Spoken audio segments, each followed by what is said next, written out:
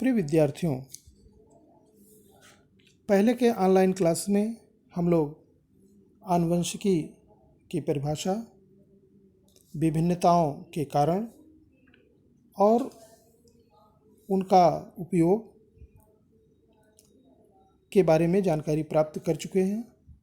हम लोग मेंडल के विषय में, उनके जीवन के बारे में, उनके प्रयोग के बारे में संक्षिप्त जानकारी प्राप्त किए।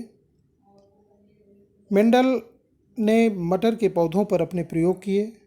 मटर के पौधों के साथ जोड़ी विपरीत लक्षणों को उन्होंने अपने प्रयोग का आधार बनाया। आज के ऑनलाइन क्लास में हम लोग मेंडल के संकरण प्रयोग के बारे में जानकारी प्राप्त करेंगे। इसके पहले कुछ शब्दावली हैं जो उपयोग की जाती हैं। मेंडल ने अपने प्रयोग के समय इनका उपयोग किया, जिनके बारे में हम लोग संक्षेप में जानकारी प्राप्त करेंगे। पहले हम बताते हैं कि संकरण प्रयोग क्या होता है। संकरण प्रयोग, क्रॉसिंग एक्सपेरिमेंट का अर्थ क्या है। इसमें पौधों के बीच संकरण कराया जाता है। इसका अर्थ है कि एक पौधे का परागकण कृत्रिम विधि से दूसरे पौधे के वर्तिकाग्र तक पहुंचाया जाता है, जिसके कारण दोनों पौधों के गुणों का सम्मिश्रण हो जाता है। इसी को संकरण प्रयोग कहते हैं। इसमें पैतृक पीढ़ी का मतलब होता है कि जो मुख्य पौधा है जिससे हम प्रयोग शुरू करते हैं, उसको पैतृक पीढ़ी कहा जाता है, जिसको जनक पौधा भी कहते हैं। और इसे P1 के द्वारा, यहाँ पर लिखा हुआ है, P1 के द्वारा इसको प्रदर्शित करते हैं। प्रथम संतत पीढ़ी क्या होती है। प्रथम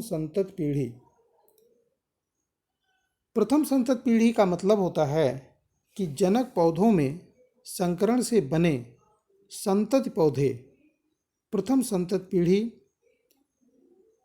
कहलाते हैं। इनको F1 प्रतीक के द्वारा निरूपित किया जाता है। इसी प्रकार से द्वितीय संतत पीढ़ी का अर्थ है कि F1 पीढ़ी के पौधों में स्वपरागण के द्वारा बने पौधों को द्वितीय संतत पीढ़ी कहते हैं। इसे F2 के द्वारा प्रदर्शित किया जाता है। मेंडल ने मुख्य रूप से जो संकरण का प्रयोग मटर के पौधों पर किया, उसमें एक गुण संकरण और द्विगुण संकरण का प्रयोग उन्होंने किया। एक गुण संकरण, जिसको एक संकर संकरण भी कहते हैं या एकल संकरण भी कहा जाता है, मोनोहाइब्रिड क्रॉस कहते हैं। तो मेंडल ने एक जोड़ी विपरीत लक्षणों को लेकर के जब क्रॉस कराया, एकाकी लक्षणों के तुलनात्मक दृश्य रूपों की वंशागत के अध्ययन के लिए जब उन्होंने एक जोड़ी विपरीत लक्षणों को ध्यान में रखकर संकरण, पौधों के बीच संकरण कराया, तब उसे एक गुण संकरण कहते हैं। इस प्रयोग को प्रतीक के रूप में यहाँ पर दिखाया गया है। लंबा पौधा और बौना पौधा, जिसको डॉर्फ प्लांट कहते हैं, लंबा पौधा जिसको टाल प्लांट कहेंगे। यह इसका फिनोटाइप होता है, दृश्य रूप होता है, फिनोटाइप जैसा वो दिखाई देते हैं। और इसका एक जीनोटाइप होता है जो उसमें मेंडल ने सिंबल के रूप में प्रयोग किया था। टाल प्लांट को, लंबे पौधे को उन्होंने प्रतीक के रूप में कैपिटल टी प्रयोग किया, और बौने पौधे को की लंबाई को प्रदर्शित करने के लिए उन्होंने स्मॉल टी का प्रयोग किया। इनके बीच, लंबे पौधे और बौने पौधे के बीच में संकरण कराने पर प्रथम पीढ़ी में सभी पौधे लंबे होते हैं, बौनापन इसमें छिप जाता है। और दूसरी पीढ़ी में स्वपरागण के द्वारा देखने पर ये पता चला, उनके बीच स्वपरागण कराया गया उन पौधों के बीच, और उनमें स्वपरागण के बाद ये पता चला कि जो उनके F2 पीढ़ी पैदा हुई, F2 पीढ़ी पैदा हुई, दूसरी संतति पैदा हुई, दूसरे जनरेशन पैदा हुई, उसमें उन्होंने देखा लंबे पौधे और बौने पौधे के बीच 3 और 1 का अनुपात है। इस प्रकार से प्रथम पीढ़ी में जो लंबे पौधे प्राप्त हुए थे वो शुद्ध नहीं थे, उनमें बौना पौधा का लक्षण भी छिपा हुआ था। इस प्रकार से उसे संकर लंबे पौधे कहते हैं। मेंडल ने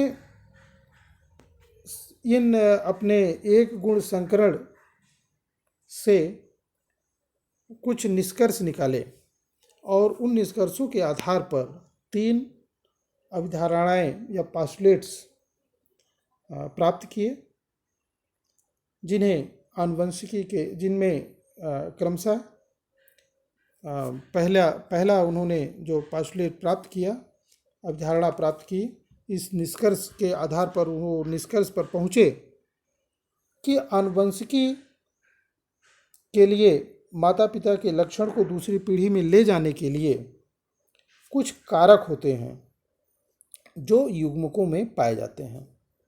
पहला उनका जो निष्कर्ष था कि आनुवंशिक लक्षणों को एक पीढ़ी से दूसरी पीढ़ी में ले जाने के लिए कुछ कारक होते हैं जो युग्मकों में पाए जाते हैं।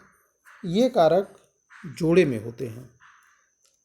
दूसरा उनका जो पास्टुलेट था, जो अवधारणा थी, उसमें था कि कुछ कारक प्रबल होते हैं, प्रभावी होते हैं, जो अपना लक्षण प्रदर्शित करते हैं, किंतु कुछ कारक अप्रबल होते हैं, अप्रभावी होते हैं, जो प्रबल कारक की उपस्थिति में अपना प्रभाव प्रदर्शित नहीं कर पाते हैं। तीसरा उन्होंने निष्कर्ष निकाला पृथक्करण। पृथक्करण का अर्थ है कि जब ये प्रबल और अप्रबल कारक एक दूसरे से पृथक होते हैं, अलग होते हैं, तब उनके वो शुद्ध रूप से अलग हो जाते हैं। कहने का मतलब प्रबल कारक और अप्रबल कारक लंबे समय तक एक दूसरे के साथ रहने पर भी उनमें कंटामिनेशन या दोष उत्पन्न नहीं होता है। वो पृथक्करण के द्वारा जब वो पृथक होते हैं तब अपनी शुद्धता वो बनाए रखते हैं।